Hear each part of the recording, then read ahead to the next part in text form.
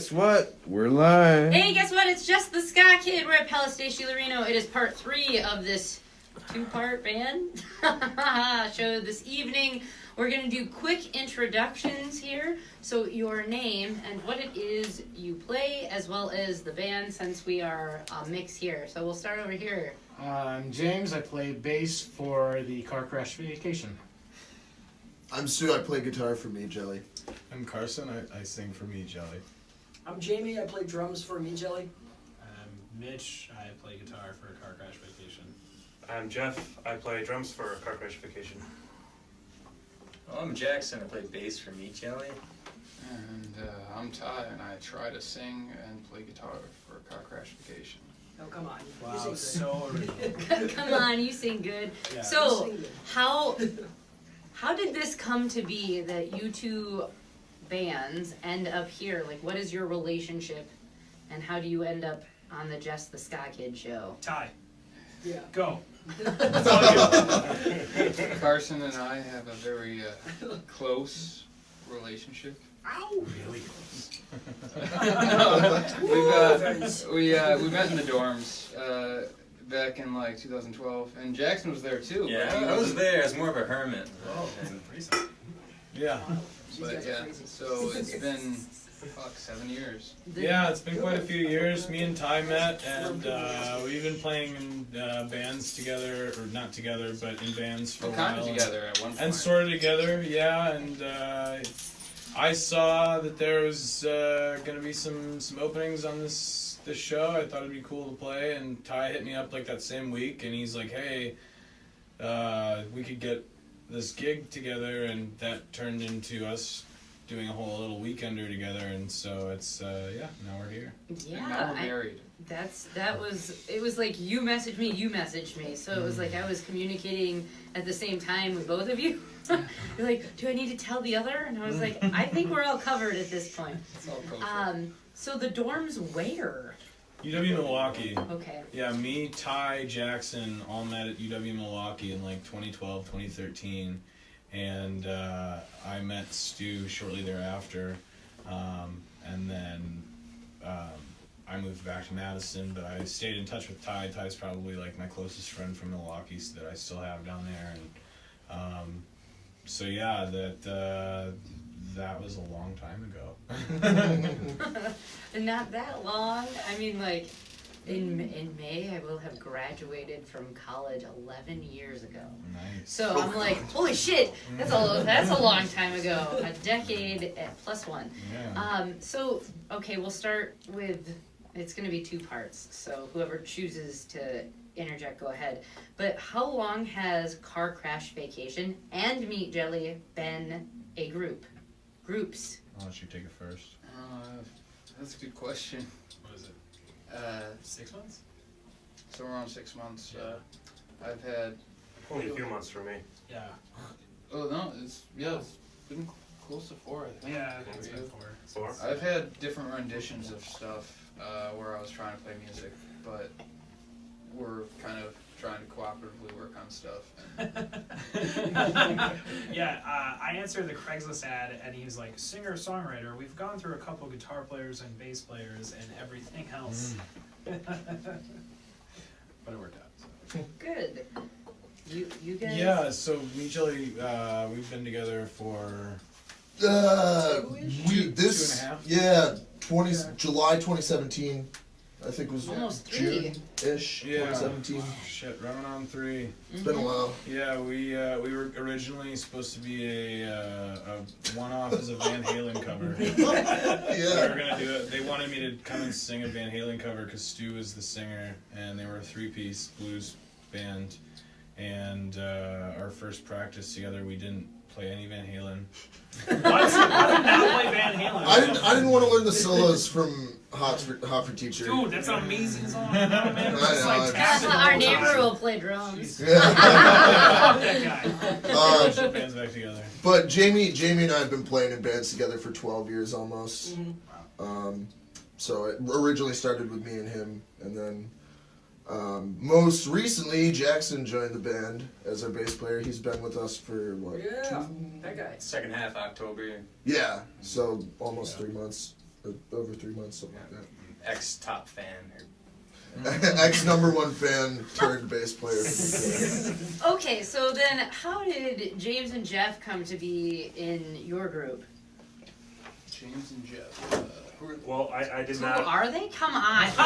Did you just ask? Damn! I was looking at Who even is Jeff? Do you want me to talk slower so you can keep up? So James was Craigslist as well. Yeah. And we were actually posed.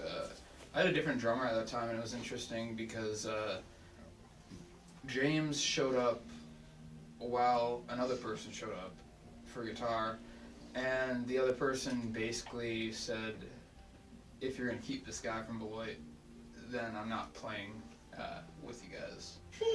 What? Wow, that sounds like Yeah. Motley Crue the Dirt. Why? Lars is like, this guy fucking sucks. Fuck you. Because it's pretty far away. I don't know what his rationale was particularly, but James seemed committed and was very good at what he did.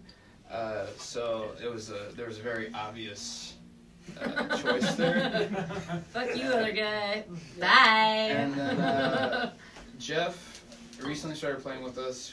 I had a drummer that I was playing with beforehand, a high school friend, but Jeff has kind of been in my circle of friends for quite a long time, and he's one of my best friends, and my girlfriend is good friends with him, so I've known Jeff for years, and we've always kind of hit it off, and it just so happened that he was looking for a band, and we were looking for a drummer.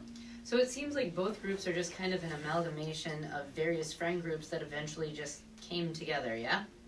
Yeah, it's funny. Somebody once, Alex Hardy from Mud Dogs said, if you took the craziest members from 4 completely different bands and put them in one band, that'd be me, Jelly. And that was like, that was the most accurate description I've heard. Yeah. That was said before I was a part of it. It was, but it still stands. It still stands. Jackson, if anything, Jackson's a fucking park ranger, and he's like the voice of the Did you call him a park ranger? Wait, they'll give you a ticket if you don't pay the $3 to walk through the DNR part? What?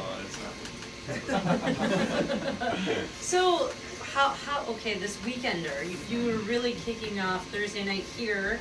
Tomorrow night in Milwaukee at Bremen Cafe. Yep. You're playing with Murder Generation and the Scraps from Kenosha.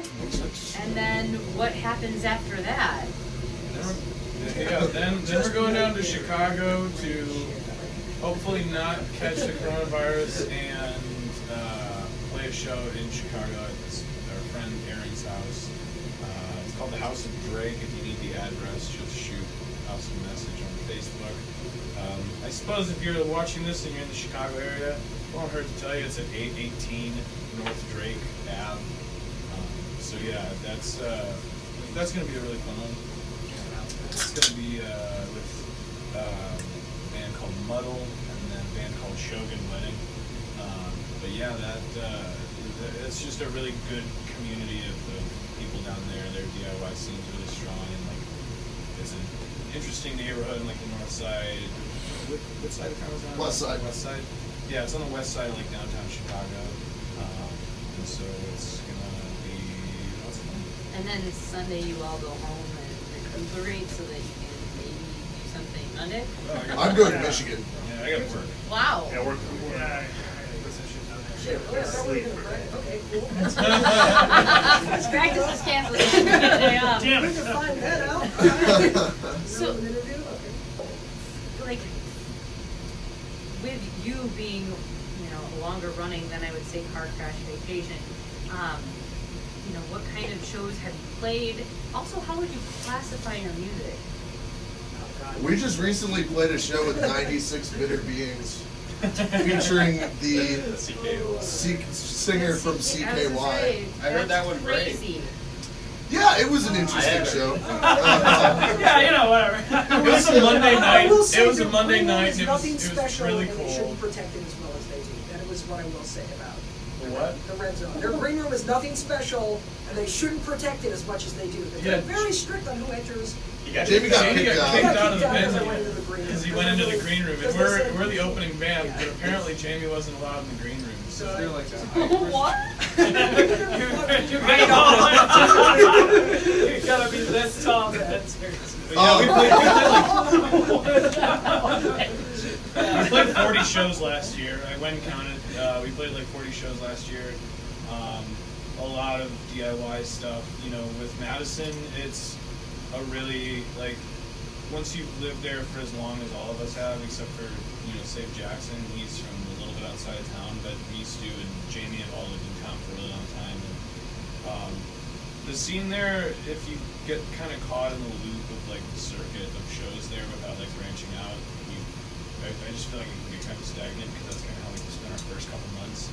And we realized really quickly that that's not how we wanted to be a band. We wanted to be a band that would play a lot of shows in a lot of different places. And, so yeah, we've really kind of branched out. We played an awesome venue in Indiana, in Bloomington, Indiana, called the Riot Room not too long ago.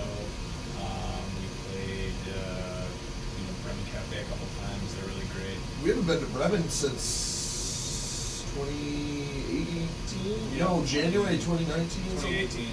Yeah, it's been a long time. I mean, I think that's when you were hanging out on the sidewalk. Yeah. I mean, Ty lives right down the street from Bremen, and Ty's been like a big supporter of the band ever since. Like I've been trying to get this band with Ty's band for ages, but Ty's never had a stable band. He's Jackass, he's kind of like, what's his name, Michael Keane from the Baselines. He's just a constantly revolving door of musicians. Wait, you're a heroin addict? I didn't tell you. We do have Narcan in our bathroom. I know how to administer it. That's good. That's We really cool. honestly have to be prepared, just saying. That's good. So, car crash vacation, because you are the new ones, I would say, new kids on the block. Ah, reference way older than you. Anyways, what shows have you done and projections as to like where you will go? Oh, this is our first show. Well, it's our first our first basement outside of Ty's basement where we spent a lot of time. Outside of practice? We just like to hang out in different basements. Yeah. No, this is our first show ever. We've had like friends like come in, but like Wow, that's so- really cool. yeah, so- I'm glad we could You're really good. do that for you guys. First time playing Notion. It's been like Unity Lodge, and then it got shut down. People hit each other at metal shows. Yeah. First show. So then tomorrow will be the first in an actual like venue, yeah? Yeah. As Yeah. this group? Yeah. Cool. Yeah. Hopefully I don't break guitars. Yeah. Don't forget your pedals. Your backpack? Yeah. It's been Oh, a come on, whirlwind Mitch. today. You need to write like on your arm I a know. whole list of things so that no one knows that you're Checklist. cheating. Yeah, exactly. I mean, the glorious thing is that I was a block away. That's true. It's so awesome. Yeah? I live How's your 2 blocks running? away, so- You good at running back and forth? 3 blocks. Yeah, so we all live within the vicinity. I would except have James. send people to run. My first not experience ever at Bremen, I went to go see Old Wolves play, and during his set, a dog was actually in there A husky? and started howling. That's So awesome. we were like, Was it a husky? I don't know what it was. I was intoxicated. So they started howling, and I was like, wow. Because every time I see Old Wolves, I'm like, ow! And this Old Wolves is sick. Yeah, he's awesome. He played in Madison at the Arden. We, I think I saw your band play with him. Jamie's in a million bands. That was Yeah. gonna be my next Oh, shit, question. really?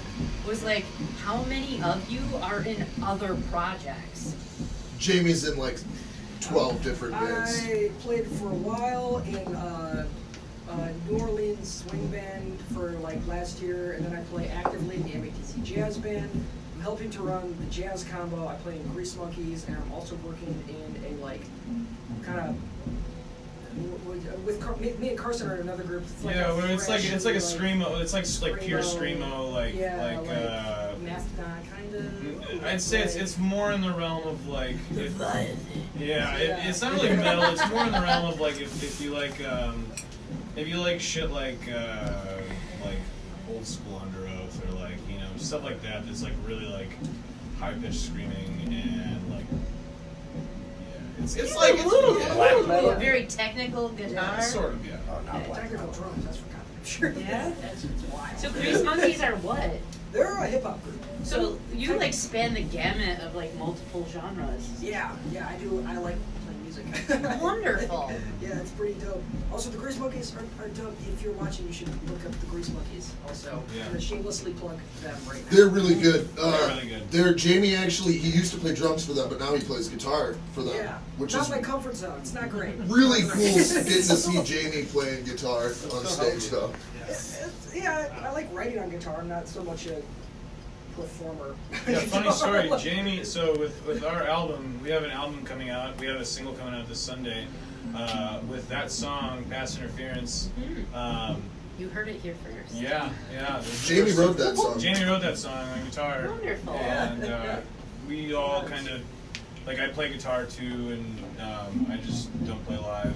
And so I wrote like the song for the album. Stu wrote a bunch of the album. Jamie wrote parts of the album. So it's really good dynamic that we have with the band with everybody contributing to the songwriting process where, it took us a really long time to figure out how we were going to write cohesively, but then once we all kind of got onto the same page, having everyone be kind of multi-versed was really helpful. Jackson also plays guitar, and he does a little band. What's your other band called, Jackson? So you're thinking of Schneebel Schnabel? Yeah, that's what I'm talking Oh, about. He's good. Hopefully you can hear from Schneebel Schnabel someday. I also want to give a shout out to Cantor, is the present name, the newest name for the band that I've been playing with two of my best friends for the last 10 years. We're very inactive, but Timber is writing some amazing songs all the time, and hopefully you can use some of that sometime too. Is that different than what you're doing here? Like, is each band you're in different than all the other things you're doing? I don't know what to call Me Jelly really, but Cantor be more like prog metal, grungy, and Schneebel Schnabel. I love that fucking name. Would be more just like 90s alternative rock. I don't know. So we took Schneebel Schnabel on a little weekender that we had that actually got canceled midway through. But we played one of the 2 weekend days. Well, there was three shows and one of them got canceled. One of them, the middle one, got canceled, so we all went back home, and then we had a show in Milwaukee the next day. But we took Jackson out with the Schneebs, and it was really cool. But yeah, like as far as Me Jelly, like our genre is really evolving. Like we started out and like a lot of the songs we played in the middle of our set tonight are more in that like blues punk realm. And then like as like our new stuff kind of comes out, like a really cool thing that I like to talk about with this band is like other than me, everyone in this band, Jamie and Stu especially, they really didn't start listening to like emo or post-hardcore or anything like that until they were like 22, 23 years old. And that now we're like 25, 26. Yeah. So, we were really influenced a couple of years ago. We were really influenced by a lot of the bands that we would like play with on like these basement shows and stuff around Wisconsin. So like bands like Stars Hollow, bands like Nice. They really contributed a lot to where we kind of wanted the music to go with towards like the full length album and everything. And so like the album is a really more focused kind of experimental post-hardcore sound, and it's not necessarily what's gonna make us the big bucks or anything like that. But I'm really proud of the full length. Can we tell everyone what the name is of the album? We did come up with an official title for it. I don't remember what it is. Go for it. Wait, what? LP1, Me Jelly LP1 is called Blackouts, and it's called Blackouts. It was our first album was called Nevermind the Standard Bullocks. Here's the Blind Side, and this is sort of the part. It's sort of the spiritual successor to that because of the fact that Michael O'Hara was in The Blind Side, and then he was also, after The Blind Side came out, he was in the Super Bowl where there was the blackout, and that's what the song Pass Interference is about. Oh, damn! Full circle. Illuminati's real. Ours is gonna be called Brown Trout. Oh yeah, we're It's gonna be called Brown Trouts. That's when somebody poops in a body of water you don't meant to, like the tub or a pool. But, Brown trout, that's what you do, and then you're supposed to swim away like this. Because it makes it cute. When you were talking about suddenly so much your sound and clear, stuff, right? Like, oh. in my opinion, it seems like it's become more artistic, but also kind of more acceptable, for lack of a better term. Not as in like. Did you say accept autism? Whoa! Sorry. As in okay. like more people would probably listen to it, but you're going even further artistically with it. If that makes sense. Are you just saying Madison? Because that's what images conjure up. Arty, but acceptable. Well, I mean, yeah, I think like hook based is like a lot of these new songs are like That's all kind about of the hook hooks. based. It's about the hooks. The hook brings you back. I ain't telling you lies. I love I love the Pass Interference chant at the end of because we've been playing a lot of these songs live for the last year. We play them live more than we practice them, dude. Yeah, and I mean with that like having people at like basement shows like be able to sing along to like that kind of thing, it feels really too late for cool, that. even especially because we haven't like put the songs out yet or anything like that, so That's really neat. yeah. That's good to have a fan base that already knows what you're doing before you even release it. So when is this full length expected to be? That is the question. So Summer? Summer, yeah, summer. We're both gonna That's- release our full lengths together summer. Yeah. That's maybe. It's a double. Wait, what? Did you? Split. Who said? Oh my god. Now you rushed, didn't you, to like throw something together so that you had like a song for the Sneak Peek Tuesday? The night of. Yeah. Oh I thought- yeah. Oh, Dude, yeah. that was We played Quandaries Tuesday night. You gotta light a fire under the ass to get it. Yeah, yeah. Okay. Yeah. So this brings up an important question in regards to recording.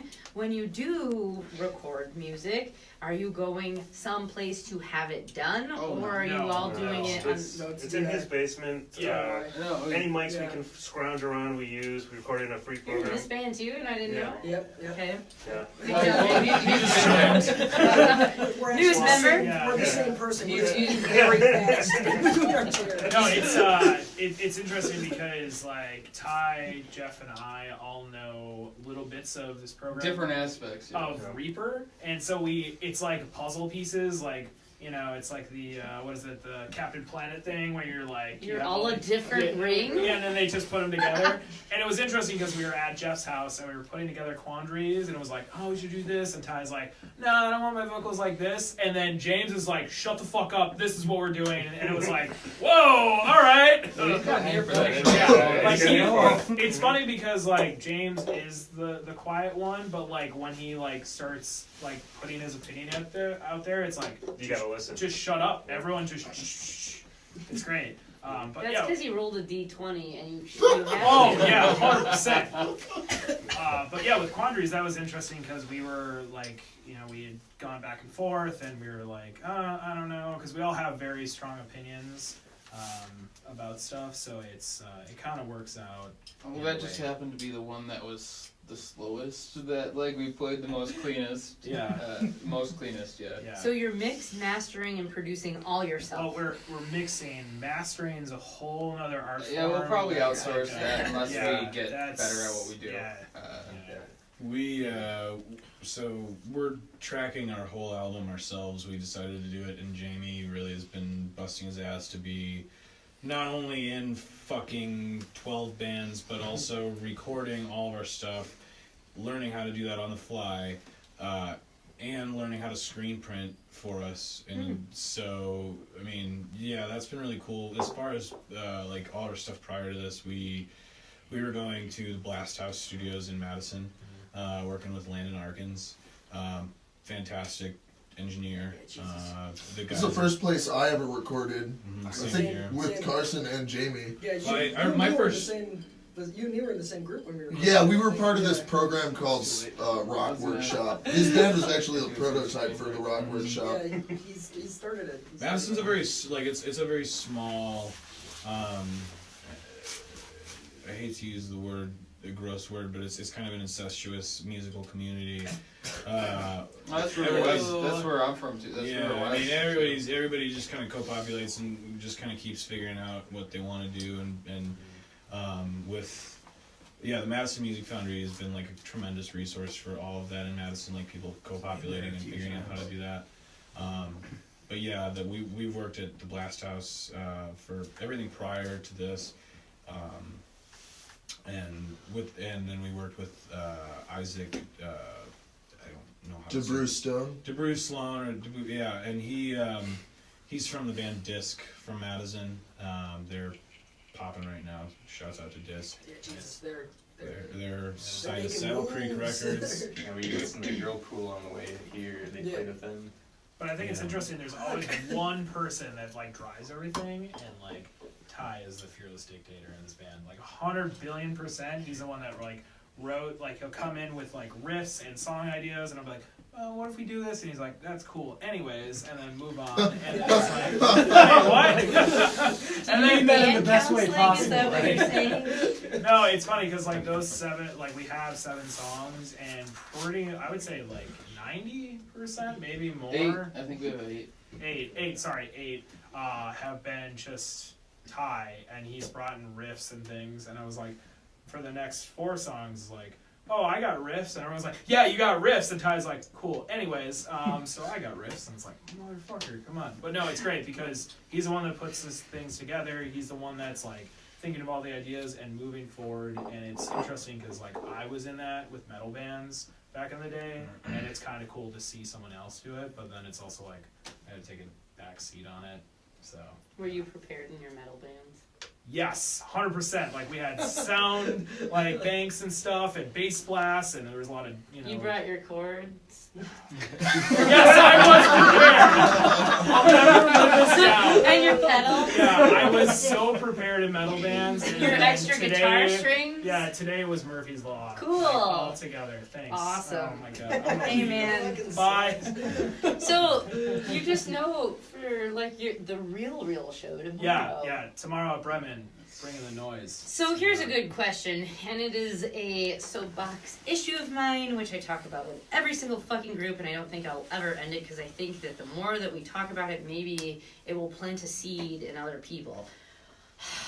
Ready? If you've watched this show, you fucking know the question that is about to happen. Who uses a distributor? You should leave now if you do. What do you mean, no distributor?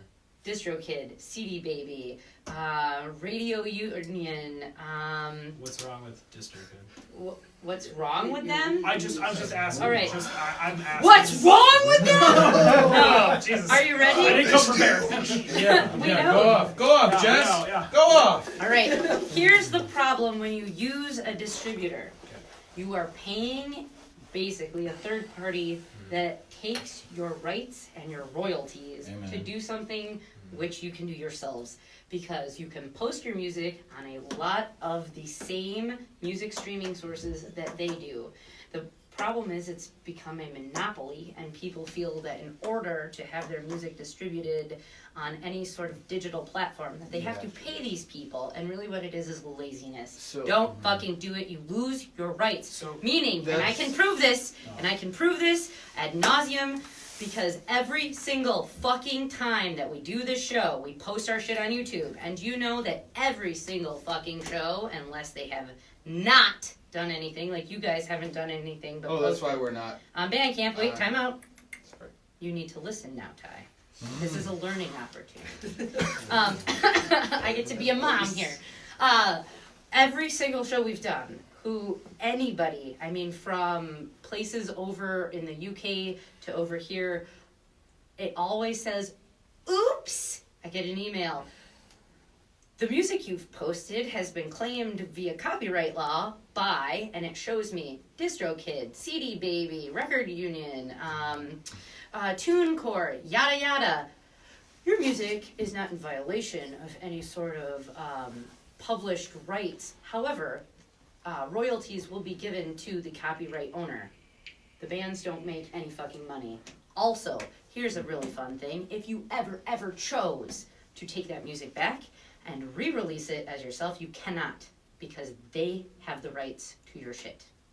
So, stop fucking doing it. If you need help, ask. Don't just go, oh, doo-doo-doo-doo. The top 2 people that pop up always are DistroKid and CD Baby. Nice. And people go, here, take my $20. It's easy. And I get posted on 50 streaming sites. You can do it all your fucking self. If they made it easier to get on Spotify, like, because I love Bandcamp. Your question looks scared. I love Bandcamp. Bandcamp's amazing, like, as far as, like, digital, right? Like, physical with Bandcamp, they eat up a lot of your profit margin. Yes. But digital with Bandcamp is super great. But, yeah, I mean, I guess part of our problem was, and, you know, we didn't really handle anything. Like, none of the members of the band currently handle, like, we all kind of handle our own, like, sort of individual shit in the band. And, you know, so Stu and Jamie are writing most of the songs, and me and the old bass player are doing a lot of the promo and marketing stuff. And, Did we pay for Distro? I don't think yeah, we pay for it. Well, because a lot of times it'll pay for itself if you get enough streams, but whatever. With that, it's just like I kind of inherited that role of, okay, well, now I'm doing the DistroKid shit, and I always thought that was the only way that you could ever get shit on Spotify. Nope. See, it pays to be able... I guess it pays... I don't like paying for things. I grew up super fucking poor. Mm-hmm. So I'm not going to pay for shit. I'm going to figure out how collaboration and free things work. And so I've gone in search of the internet how to figure that out. We found Spotify is like how to submit as an independent band. We have found other people who do shit like us that will stream your things for you.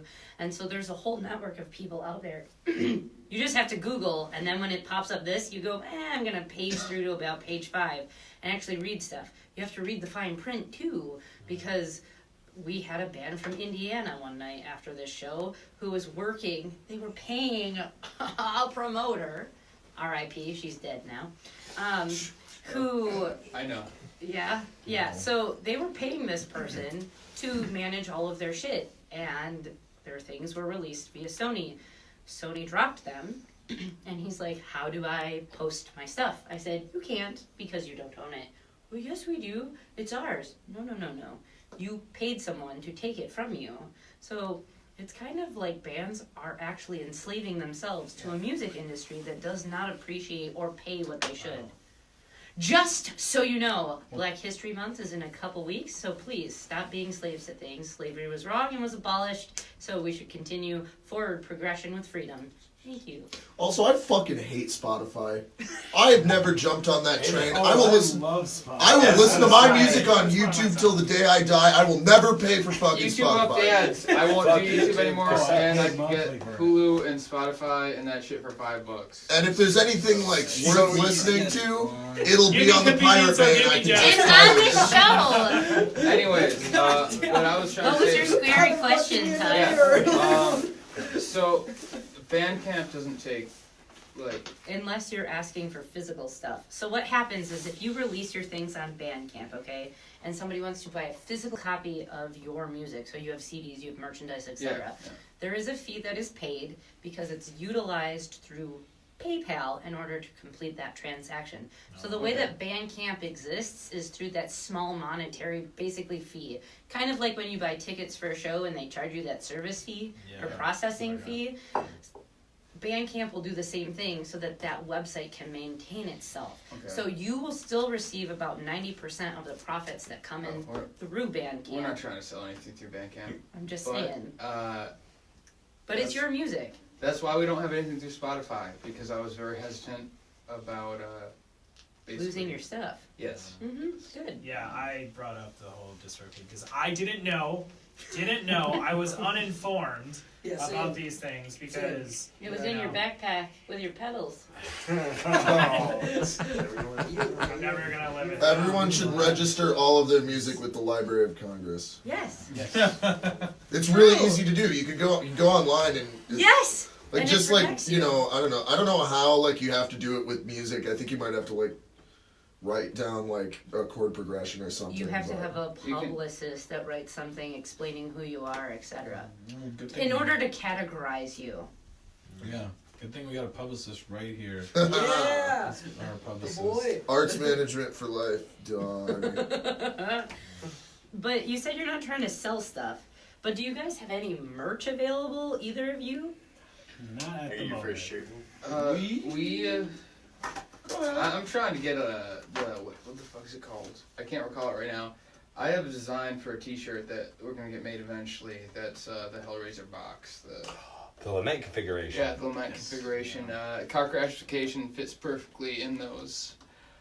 So that's gonna happen You're trying eventually. to conjure some evil shit. No, You want to die in your band's name. But that whole configuration is about pleasure, not I know.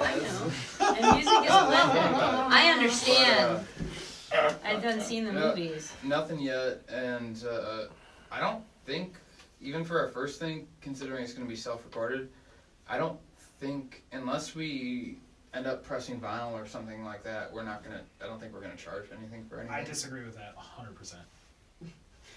No, I think like if you give something away for free, like there's been bands in Milwaukee that have given stuff away. If you're just giving away your stuff for free, it's like whatever. Like you work hard for that, like fuck that. Like maybe you throw it in with a T-shirt or like give somebody $1 or a donation or whatever. But like you worked your ass off for that, you should get something in return because like. You know, like when you get fucking free shit, you can like throw it away or do whatever. But if you pay for it, you like went a little extra, and you're like, "Well, I did pay for this. Like, if I throw it away, Just like I'm press kind of the button. throwing away my own money." And it's supporting the arts. Right. So I think I think if you record anything or do whatever, there should be something. Even if it's like $1 or a barter or whatever, like there should be something attached to it. Don't give your shit away In for free. exchange. Yeah, because fuck giving your shit away for free because, like I said, like, You better catch that cop. These days you have to. These days you really have to like be creative with your monetization and everything like that. There's a time and a place for everything. Yeah. Some things and can be given away for free. Like we had CDs made and they were cheap. They cost us like $1 a piece, and you know to give those away, it's like giving away a sticker. You know, it costs us next to nothing. We spent a lot of money in the studio to get it done, but we did it knowing we were going to kind of do it without getting a but whole what if ton you of throw it in validation with for like it. a T-shirt or something? Like Well, bands right. will Well, we'll do do that. You know, We'll like, do that. I mean, that's why we went. That's why we're doing screen We printing, do. because Yeah. screen printing is crazy. Yeah, you're gonna Like, screen print out some shit. Yeah, sure, man. I mean, Right. it drops the charge from like, what is it, like, DIY till we die. yeah, we damn near pay like $10 per shirt or something, some shit like that if we buy it from somewhere else. If it's screen printed, it's like, I just think you know, though that 4 like or 5. Like, you guys, you just said you spent a lot of money in the studios, you practice, you rehearse, and then just being like, oh, right, it's like a sticker. Like, no, it's not. Like a sticker is like machine. You guys fucking practiced your ass off. You guys wrote the songs. You guys kept it your own. Like you did whatever. Like And we do have a physical. We do have a pretty broad spectrum of physical stuff available too. We did 50 cassettes when we first put out our first EP. We did 50 cassettes that we like. I sat and hand made them all. I like hand packaged them all, and we sold those for they were $6 a pop, and we sold out all of them. We did 50 lathe cut records, which are really cool. I mean, being able to do like 7-inch lathe cuts was really fun, and that is something that you have to pay a little bit. That's sort of where I get the extra value from, because you pay $12 for a double-sided 7-inch single, and it's a little more than what the industry standard is. But that's to kind of But it's an object. It's an object. It's a nice collector. to have. Yeah. Like, it's a piece that you can't have as a digital download. Right. Yes. I'll leave you with this, and something that has been told to me over and over and over again, because what we do, this show, is a platform that I didn't expect to make any money on, nor did I anticipate that anyone would really want to continue participation in this. It was just me going, I like music, and fuck you to the radio station I worked at, and I can do this better, because I know how to use my resources. Having done this show, I've been able to connect with some significant leaders within the ska community, like the Pilfers and Toasters and Deals Gone Bad, etc. And Go Jimmy Go, and everybody I've talked to, and a shout out to MC Zulu as well, and Fada Dubu. So these people who've been like, hey Jess, you have something that is marketable. Don't ever sell yourself short. The people who've made it in the music industry understand what their worth is. When we've asked people, do you have an asking price when you show up? Most people are like, nah, whatever, I'll take some beer and you got some food and can I sleep here? Make sure when you are booking shows, or if you want this to be the next step where I love music so much that I want it to eventually be a job that I do, don't ever compromise and say, my worth is here, but that's okay, I paid $12, you can pay me $7 for that. Don't do that. So Mitch is kind of on the right path here. If you are going to spend all of this time dedicated to each other and to writing music and to create something that is original art, that sells. So don't ever think that you're not able to monetize your things. But do it smart, efficiently, and that will reap the best benefit. Lots of people have been able to do things by working collaboratively with other groups, selling their stuff to other groups, etc. Using their marketing with each other as package deals where, like, you guys would say, when Meat Jelly has a show, we're going to do all the promo for you so you don't have to worry about it, vice versa. This then pays off for both of you because you'll get booked because it creates metadata. Metadata, which is something that people go, oh, all of these algorithms on Facebook, Blackouts are doing shit. You have to know what it is that you're doing. It is using certain tags as well as continuing to hit certain markets. That means when you show up places, check into them. Make sure that you recognize the places you go. So tomorrow, when all of you go to Bremen Cafe, check in that you're at Bremen Cafe and you're checking out at these bands. The more people go at these bands on different platforms means that the internet is writing a code of significance. You pop up in all of these searches. I don't know if you've ever Googled yourselves, but if you're Googling yourself and nothing is popping up, it means that you're not using the right algorithm to make yourself relevant. And that means that your fan base has to like, support, and share you. That means going to the pages, hitting like. You guys have done a tremendous job of doing that exact same principle for this show this evening. Do it for yourselves as well. And don't ever think that you're not worth something that you truly are.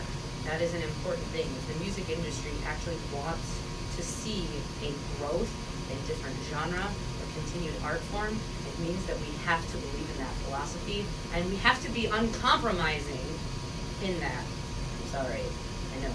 I'll just take it and put it away. In closing, where can people find you? Speaking of metadata and such things, Car Crash Vacation. Where can people find you? In a ditch. Don't say this. We gotta drive home.